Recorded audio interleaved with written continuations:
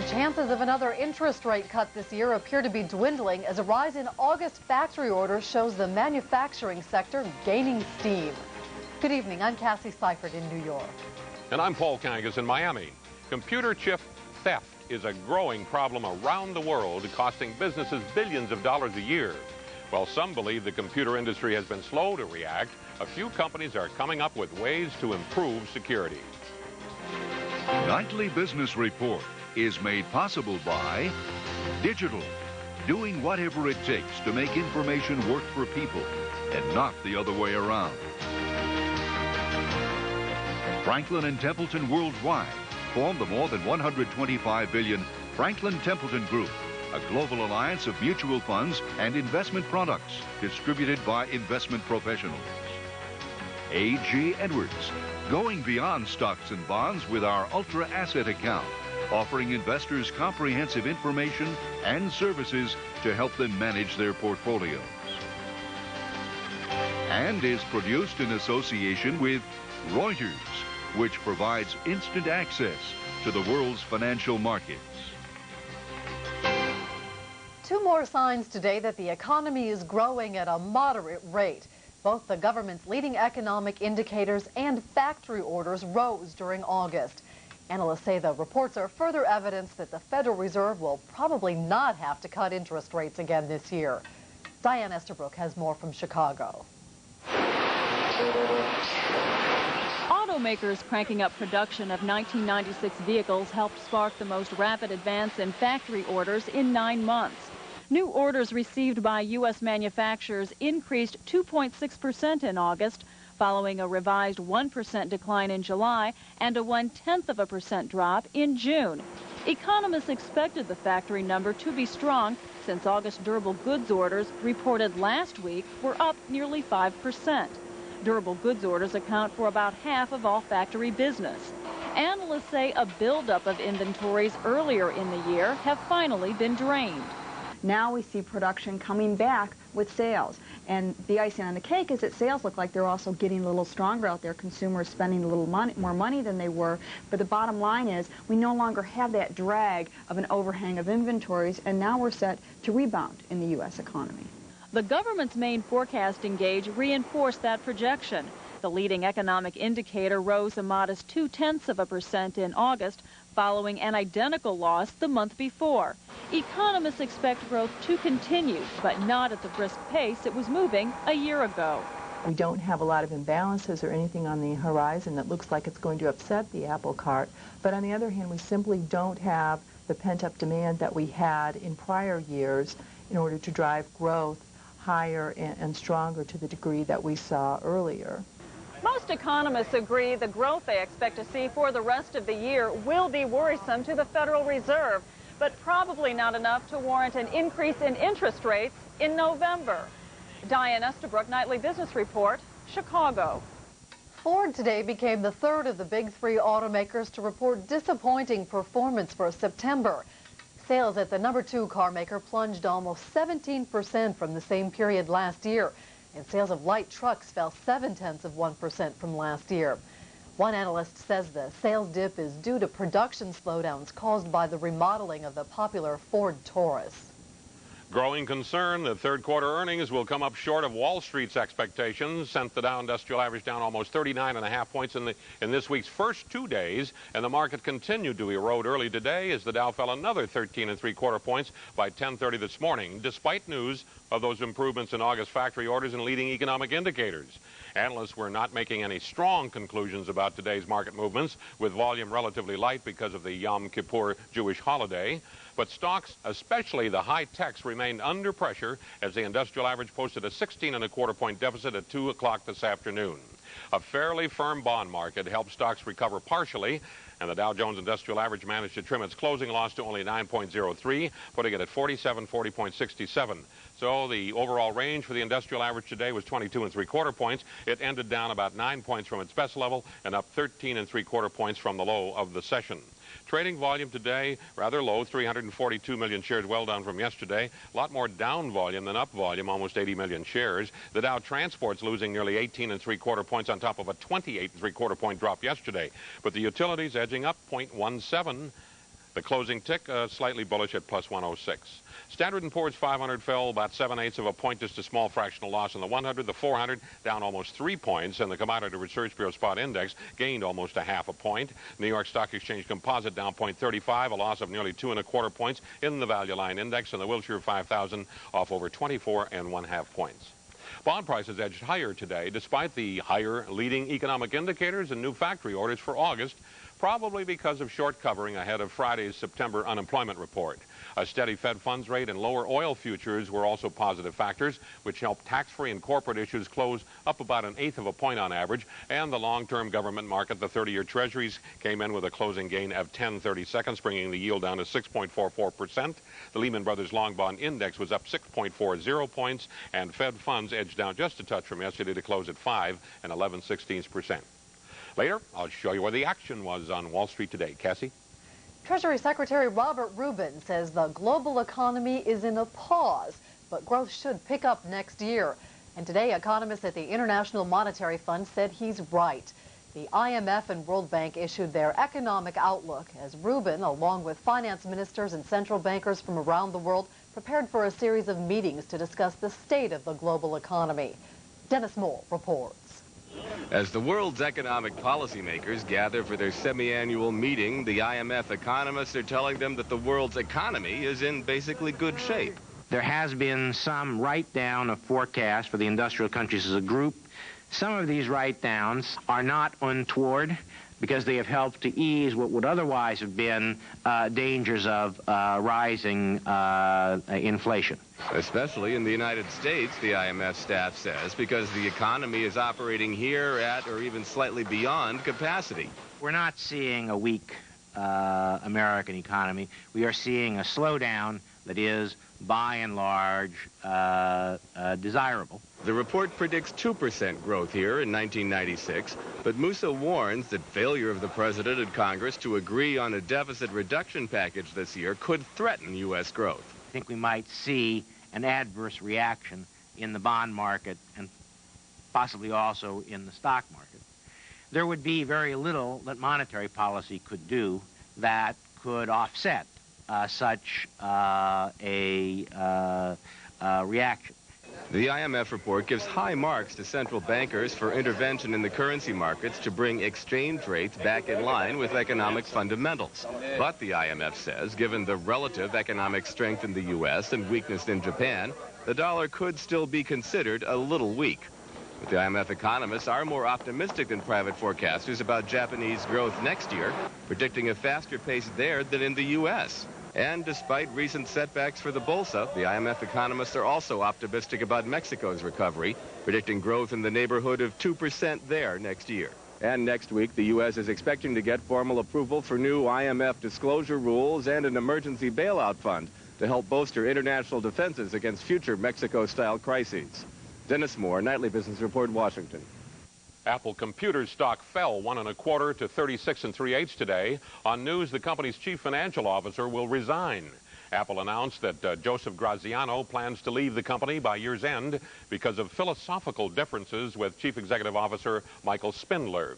Rumors have swirled on Wall Street that Spindler would be ousted as chief executive officer because of Apple's poor financial performance. However, the company's board of directors reaffirmed its full support of Spindler. Apple President James Buckley also said today that, contrary to rumors, the company was not for sale. Ounce-for-ounce computer chips are worth more than gold, and computer chip theft is now costing companies in the U.S. and Europe billions of dollars each year. Police say many companies are still unaware of the problem, and there are claims that the computer industry is not doing enough to improve security. Reuters correspondent Steen Stovall has more. When the office staff at this British charity came into work one day recently, they found that their personal computers didn't work. A look inside showed why. Thieves had broken in overnight and stolen the memory chips. Out of 120 workstations we've got here, they stole the processors out of 40 of them, all of the higher-powered newer ones, and the memory out of about 80 of them. Memory chips are the most valuable part of a computer. Their value has been boosted by a worldwide shortage, caused in part by disruptions in production after this year's earthquake in Kobe, Japan, where many microchips are made. Combine this with the PC's surging popularity and need for more memory, the result is a booming black market in microchips. In California's Silicon Valley, losses from high-tech thefts there alone are estimated at about $1 million each week. So you can project that out to being about $50 million a year. And since the Silicon Valley is the technological heart of the United States, and that being a microcosm of the United States technology picture, you do see that that is the kind of crime that's happening all over the country. There are ways to mark the chips, but virtually no microchips are. One company here in England says this may be an answer. It's a device that explodes indelible dye over the chip. It doesn't hurt it, but it does make the microchip difficult to sell on. Other companies, like Columbus Security Track, offer solutions such as tagging. For a simple tag to protect a £2,000 computer, which is worth about $3,000, we're really only talking about £3 or £4, which should be perhaps $6 or $7, so very little. Experts believe chip manufacturers will come under mounting pressure to find a solution, and that the process will be consumer-led. Many of Britain's blue-chip companies have been hit by high-tech theft. They now plan to act. British Telecom, British Airways, and other firms are launching a public awareness campaign later this month, along with police here at Scotland Yard. But analysts say what's really needed are industry-wide security standards. Steen Stovall of Reuters for Nightly Business Report, London. Still ahead on Nightly Business Report, we'll continue our special series of interviews from the Business Week CEO Symposium with Charlotte Beers, Chairman and Chief Executive of Ogilvy and Mather Worldwide.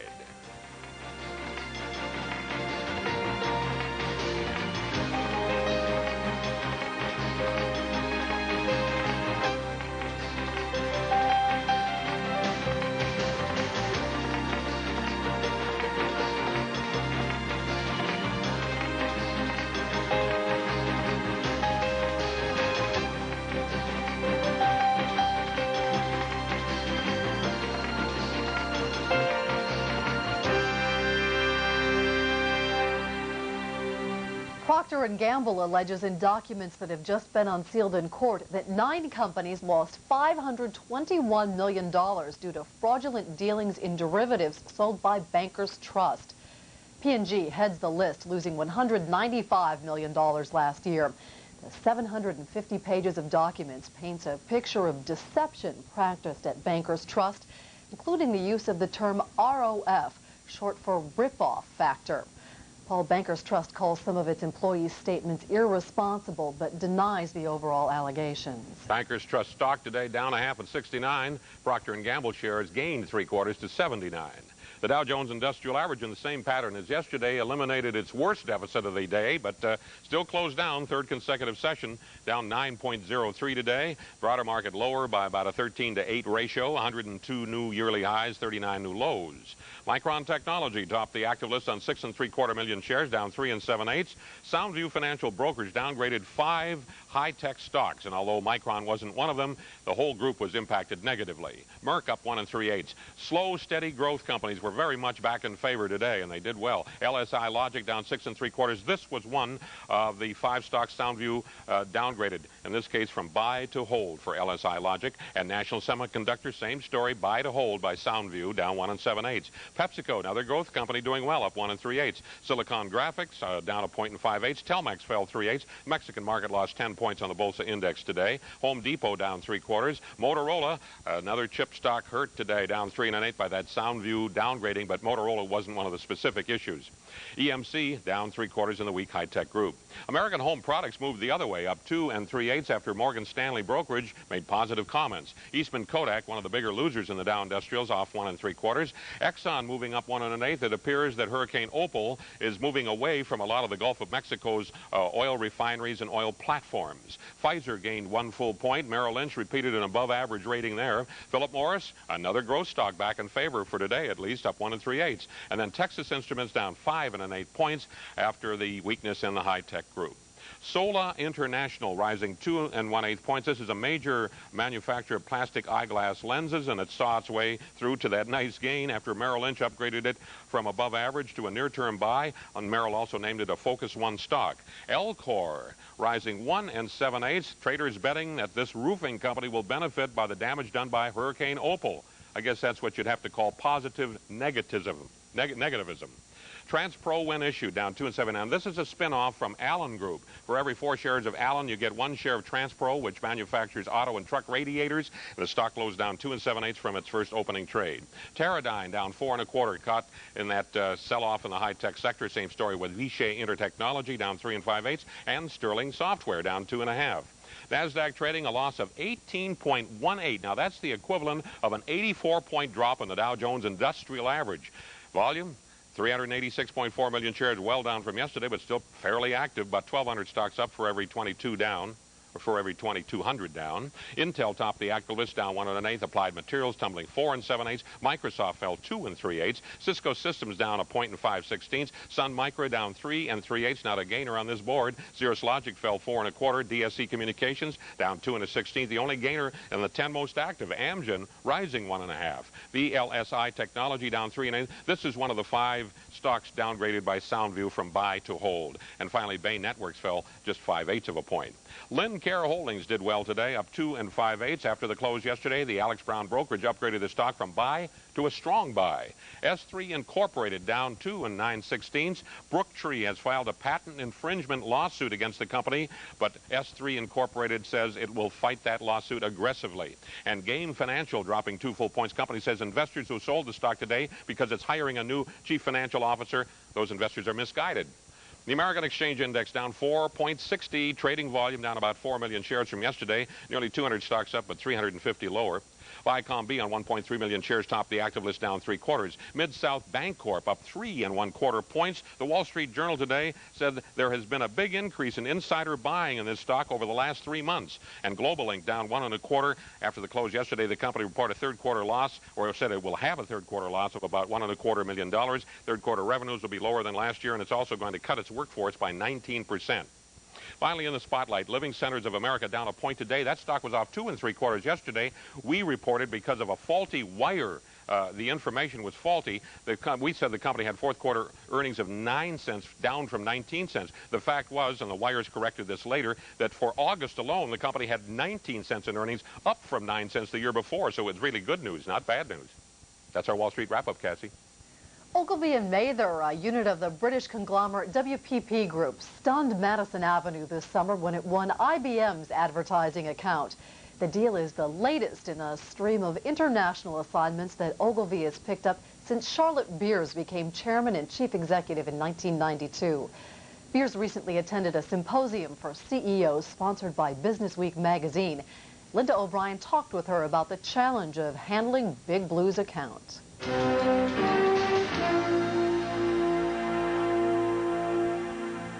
Last year, Ogilvy and Mather scored a major coup by attracting the IBM account. IBM used to have a number of agencies. 46 to be exact. And now you're the one agency. Right. How did you do it, and how are you managing that account?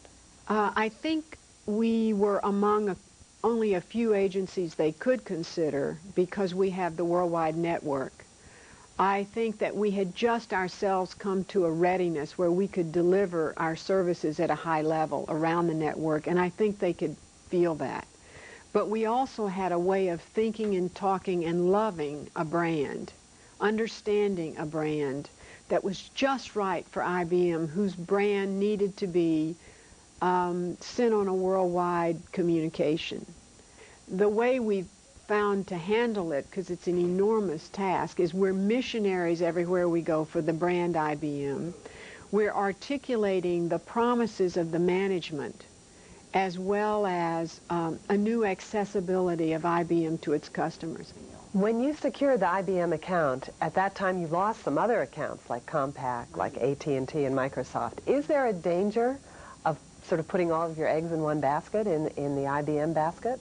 Well, I suppose the most cautious people might not have done that. I felt that IBM was one of the greatest brands in the world, and if we could help shepherd that brand to a new level of excellence, it would be the very reason we exist.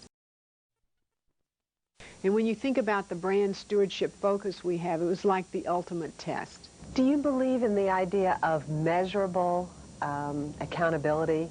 In other words, setting those goals, but then having people be required to meet those those measurable? I do, completely. It's difficult, too, to follow that because the less tangible your vision is, the more difficult the pragmatic measures. For instance, at Ogilvy and Mather, we believe that we work for the brand.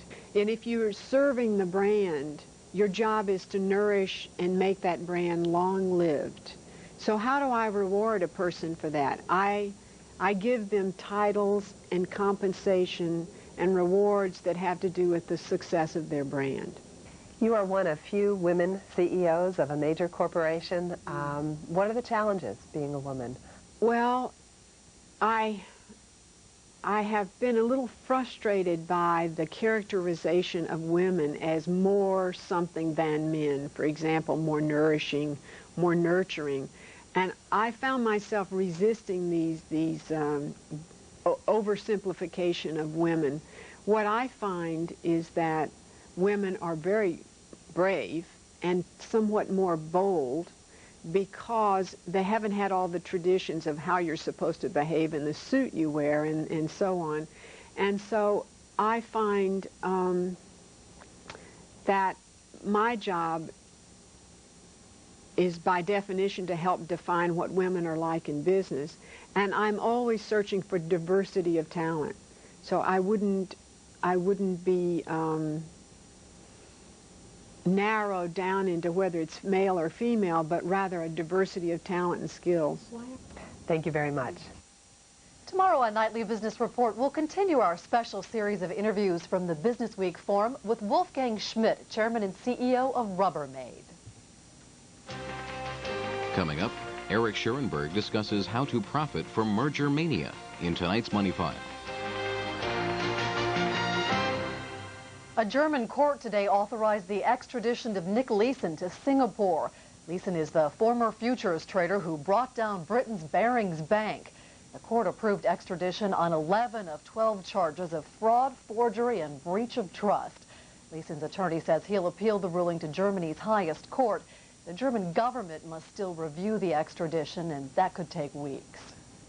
The Teamsters Union said today that it will resume negotiations with the nation's largest car hauling companies about a national contract tomorrow. Meanwhile, the union's strike against Ryder System, the largest hauling company, enters its 5th week. Ryder normally handles 25,000 new cars a day for the automakers. General Motors, its largest customer, admitted this week that September sales were held down by the strike.